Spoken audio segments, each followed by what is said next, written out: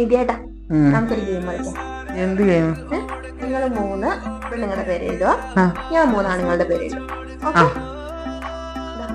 ഇല്ല, ladies first. നീ തുടങ്ങിക്കോ.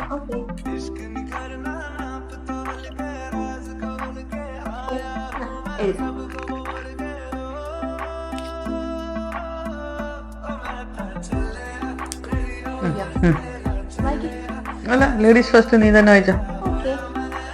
സൽമാൻ, ഉണ്ണി മുകുന്ദൻ, നിവിൻ പോളി. അങ്ങനെയായിരുന്നു ഗെയിം? ഞാനില്ല, ഞാൻ ഒന്നും കൂടി എഴുതാം. 1 മിനിറ്റ്.